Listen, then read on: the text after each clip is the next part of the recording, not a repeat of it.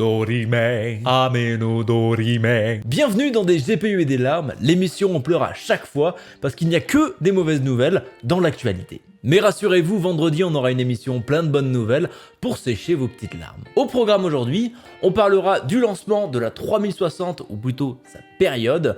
La 2060 fait son grand retour, l'industrie automobile s'invite chez TSMC et le fait qu'NVIDIA fasse n'importe quoi sur ses ordinateurs portables. Donc si ça vous botte, prenez place et on est parti.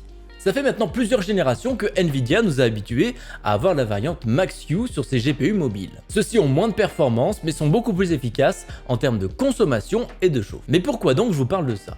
Eh bien essentiellement parce que ce genre de choses vont tout simplement disparaître. Elles vont continuer à exister mais de manière un petit peu différente. En effet, on ne sera plus vraiment ce qu'on achète en regardant rapidement la boîte, il faudra aller voir dans les spécifications de votre ordinateur portable. Ici, ce sera le TGP, Total Graphic Power, qui vous permettra de définir si vous êtes sur une version Max-Q, donc plus efficiente, ou une version Max-P, permettre d'avoir le maximum de performance. Donc ça va être particulièrement galère de le savoir, il va falloir avoir les références dans la tête pour savoir vraiment à quelle carte on a affaire. On va se retrouver dans le cas où deux ordinateurs semblent avoir des spécifications similaires, mais ont des performances tout à fait différentes. Je pensais pas que c'était possible de complexifier encore plus la gamme des GPU mobiles, mais bon, chez Nvidia, ça a l'air d'être la cour des miracles, ils sont capables de nous sortir tout et n'importe quoi. Et la raison derrière tout ça, ce serait certainement parce que les laptops Max-Q se vendent moins bien que leurs équivalents Max-P. Et plutôt que de régler ça de manière correcte, eh ben ils ont décidé de tromper le consommateur. Bah oui, parce que c'est plus facile comme ça. C'est comme si Danone utilisait le même packaging pour tous ses yaourts, et au moment où ils disent mais c'est un yaourt à la fraise ça,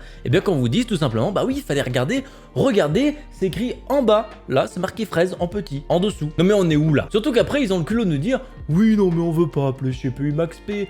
Non, parce que l'implémentation Max-Q fait penser à un GPU amoindri, alors qu'il est bien mieux dans beaucoup d'aspects.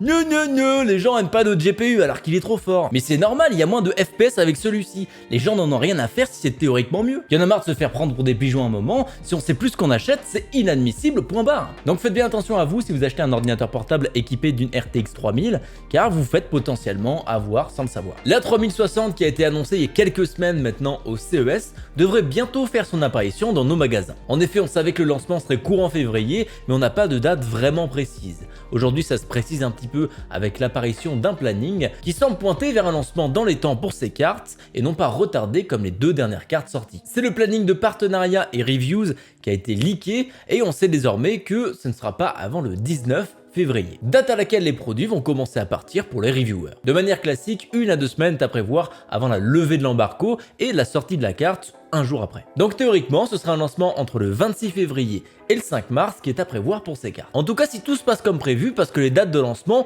ne sont pas présentes dans ce document-là. Ce qui peut peut-être indiquer que Nvidia garde une option sous le coude au cas où il n'est pas assez de stock ou quelque chose se passe mal. En tout cas, si vous aviez vu des rumeurs sur le lancement de cette carte le 22 février, eh bien elles sont sérieusement compromises. On en saura plus dans les prochaines semaines, en tout cas pour ma part, ça m'étonnerait pas qu'il y ait un petit peu de retard sur cette 3060, ça fait quand même beaucoup de suspense, on se croirait dans une vidéo de Villebrequin où on ne sait pas s'ils vont arriver à faire des wheelings avant la fin. C'est insoutenable mesdames, messieurs. De toute façon, faudra pas rêver, on est en 2021, on va avoir des cartes à 700 balles qui partent en un éclair. Quel délice! Bon, j'exagère un petit peu ici, mais on est quand même pas loin de la vérité. Dans tous les cas, on aura bien sûr un salon dédié sur notre Discord où vous serez tenu en temps réel des différents drops des 3060. Donc n'hésitez pas à nous rejoindre avec le lien en description. Après en avoir arrêté la production, Nvidia relance deux cartes que personne n'attend. Mais ce sera toujours mieux que de ne pas avoir de GPU. On parle ici des RTX 2060 et sa variante 2060 Super. Oui, rien de bien excitant malheureusement. Si c'est vraiment le cas, ce sera vraiment les GPU de la loose où ça veut dire qu'on n'a rien trouvé de mieux à mettre dans notre PC, donc on se tourne vers ces cartes-là. C'est un peu comme la vieille boîte de haricots au fond du placard.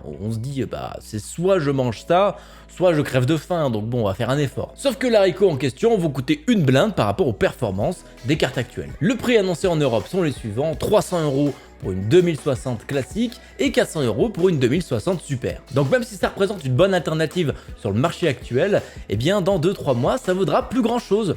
Donc vous allez perdre peut-être 200 € sur la version super de cette même carte. Bien sûr, ça c'est seulement si les RTX 3000 et RX 6000 reviennent en stock à un moment. Et surtout au moment où vous allez vouloir la revendre pour acheter une des dernières versions, eh bien il y aura du monde au balcon en fait. Vous ne serez pas le seul à faire ça, donc ça va encore plus réduire les prix. Mais par contre, il y a des gens à qui ça va donner le sourire, c'est les personnes qui achètent des GPU d'occasion. Car si ça se passe, ce sera vraiment une occasion en or de choper une 2060 ou 2060 Super pour vraiment une bouchée de pain. Mais bon, on n'y est pas encore, surtout qu'on voit pas forcément quand sera l'amélioration des stocks. Et puis qui sait, ces cartes seront peut-être elles aussi en rupture de stock. J'ai hâte d'accrocher un screenshot du 2060 à 700 € de manière tout à fait sérieuse dans ma chambre. Reste à voir maintenant si ces cartes sont destinées au marché des PC prémontés ou destinées à être vendues à l'unité de manière tout à fait classique. En tout cas, on aura au moins ces cartes de disponibles.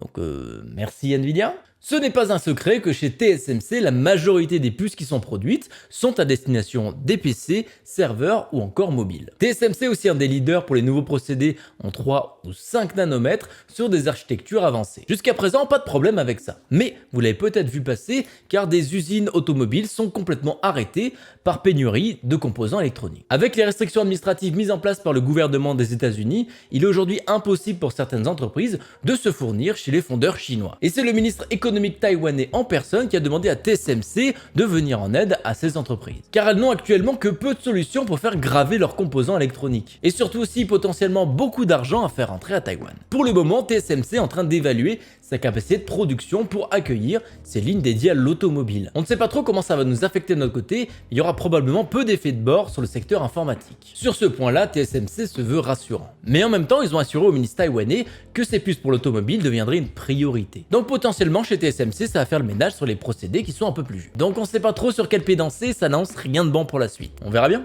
Voilà, c'est bon, on a fait passer la douloureuse. On se retrouve vendredi pour parler de rumeurs et des annonces super chouettes qui sont arrivées ces derniers jours. Ça nous fera du bien parce que j'ai l'impression qu'on est un tout petit peu à cran là. En tout cas, merci à vous d'avoir visionné la vidéo et on se dit à très bientôt pour une prochaine. Ciao!